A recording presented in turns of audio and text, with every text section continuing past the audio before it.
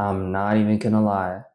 I thought about having coffee every single day.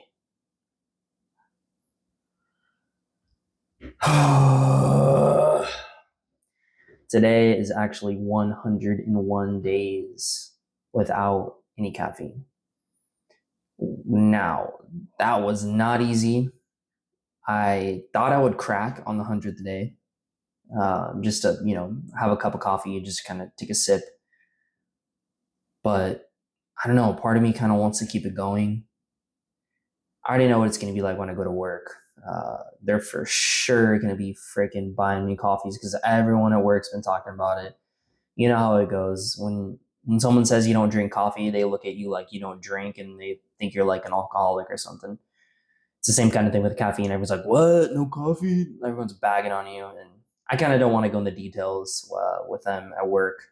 But there's a few people who did ask me about it, and I kind of just told them it's kind of a challenge, reset, get my sleep on track, drop that dependency with a substance because no matter how you look at it, caffeine's a drug, right?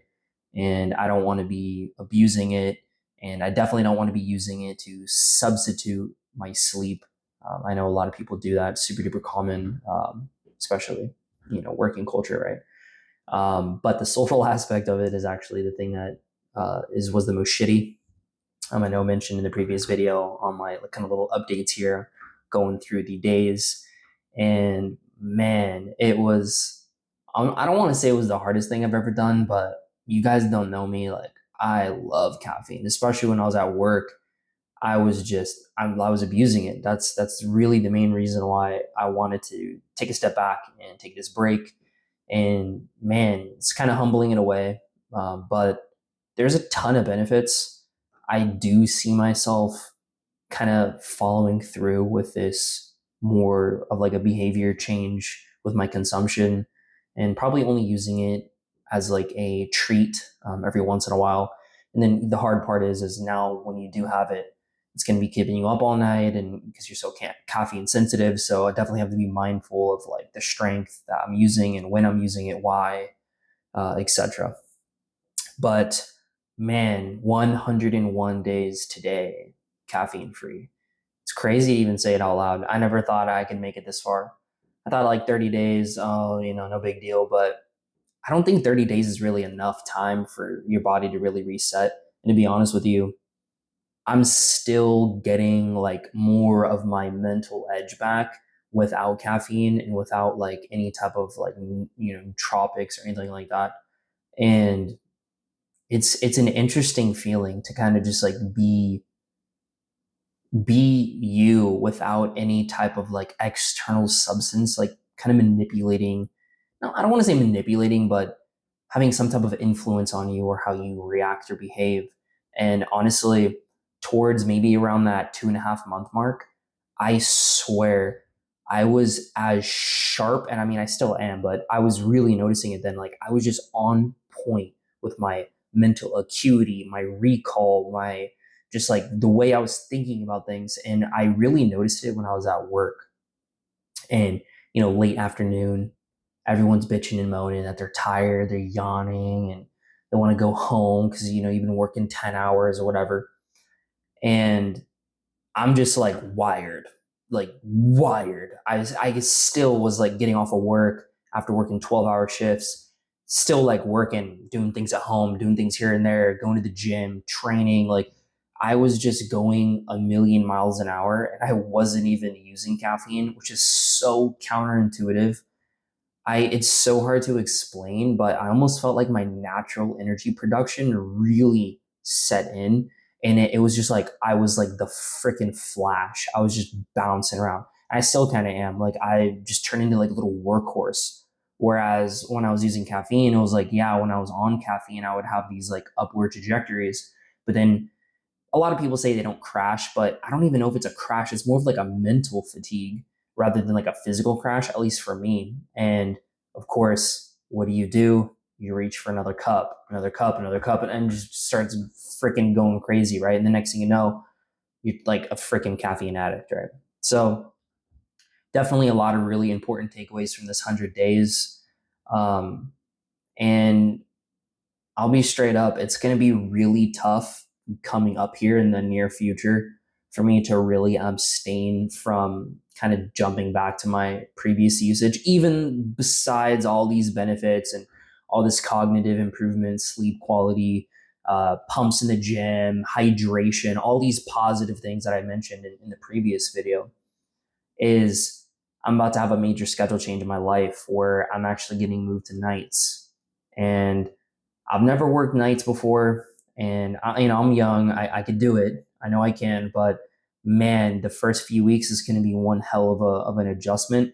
And I'm really just trying to stay away from caffeine as much as possible during those time periods, even if I'm using it like a special occasion or whatever.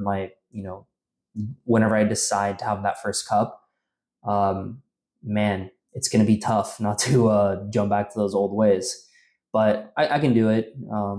It just, it's going to take some diligence and some discipline, and just kind of reminding myself of where I want to be, with my mental acuity and my sleep and just my overall health, rather than going to like that abusive side of using caffeine. And a lot of people don't. I know that sounds like super hyperbolic, like, oh my God, caffeine abuse, is that even a thing? Trust me, I was ingesting nearly lethal doses of caffeine if you were to take them all at once throughout like a daily period. So definitely super duper. You can definitely abuse caffeine. There actually has been medical documented cases of people, unfortunately, succumbing and dying to having too much caffeine consumption at once. It's like a ton of documented cases of that. So I know a lot of people don't even know that's possible, but trust me, it is. But that's kind of where I'm sitting right now with this kind of like little mini challenge that I did for myself. If you've never stopped taking caffeine or ingesting it anyway, I highly suggest you fricking just rip that band-aid off and do it. The first couple weeks can be tough. If you're like a super addict like I was, the first week is ridiculously hard. But you can do it. You gotta do things you don't want to do. Like, you just have to do it. You have to have some type of struggle. This modern day, we don't have any struggles. You know what I mean? Like, most people aren't starving, especially if you live in America, man. There's like fat homeless people. Like, you gotta do something that's challenging you, whether that's mental, physical, or both. I mean, ideally, it should be a combination of all three, or the third being in your professional career. You know, you really have to like bear that responsibility, bear that discipline, and it's going to make you a better person. And honestly, doing this little challenge, I know it sounds kind of corny, but there's a lot deeper levels here that I probably can't even think of right now because I'm still thinking through this and for my own self. But it's super duper important that you just do things that you don't want to do and push through those, because every little micro win is like a little building block. It's like a little brick or a piece of a brick. And you just keep stacking them over and over again. And next thing you know, you're going to build a freaking tower, right? And that's the goal, right? You want to be the best person you can be. If you made it this far in the video, you're probably like the 1%. So more videos to come. I've been super busy in my personal life, moving, etc., work. But just got my office kind of put together around here. Still have some things coming in the next few days, kind of get my office in order, and really looking forward to kicking off some of my training clients. I don't do YouTube full time. I mostly just do it for fun, and partially I'm going to do it for my clients.